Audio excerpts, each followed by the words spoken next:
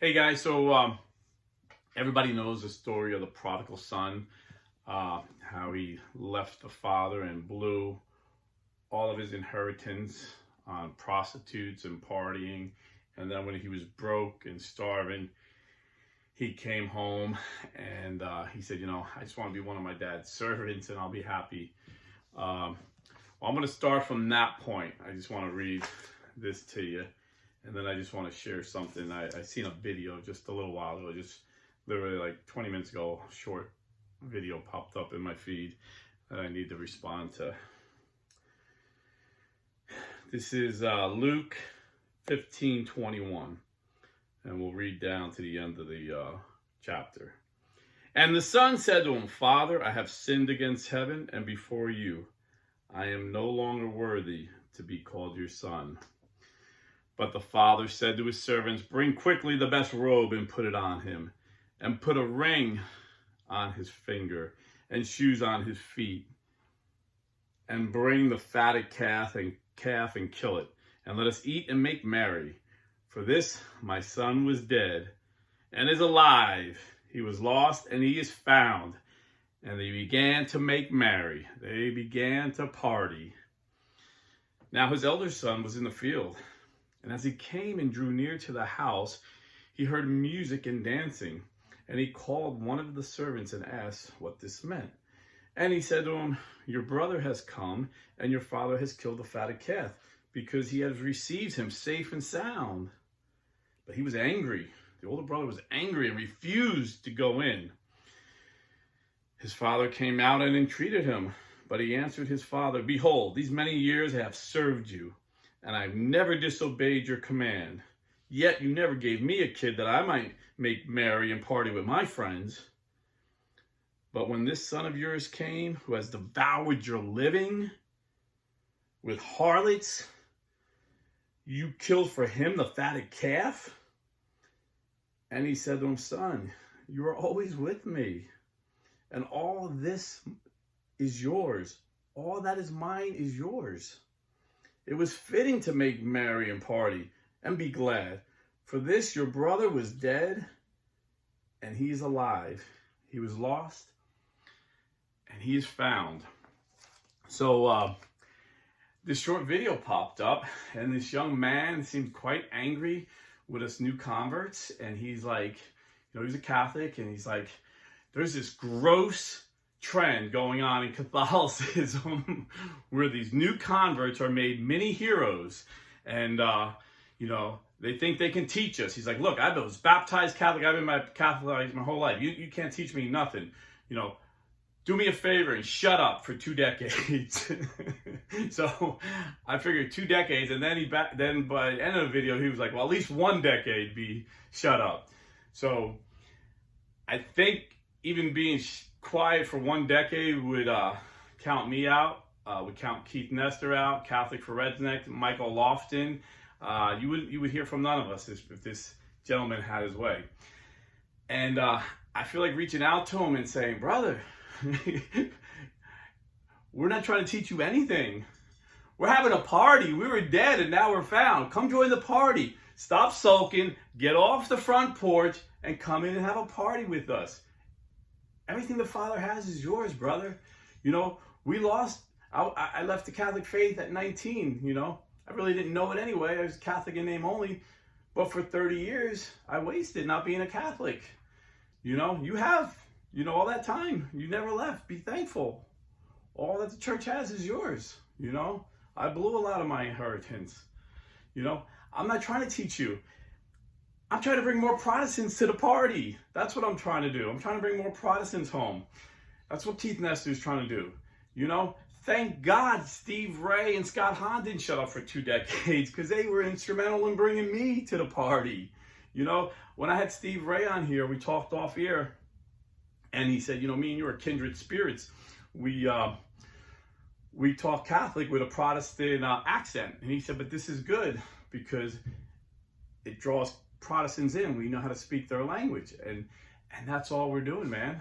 I can't tell you how much I learned from my subscribers that are lifelong cradle Catholics. I have priests that subscribe to me that teach me. I have seminarian students that decided not the priesthood wasn't for them, and they helped me.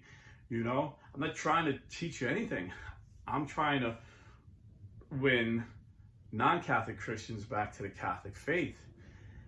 And with all due respect, brother, if you baptize Catholics, we're doing it, we wouldn't have to do it.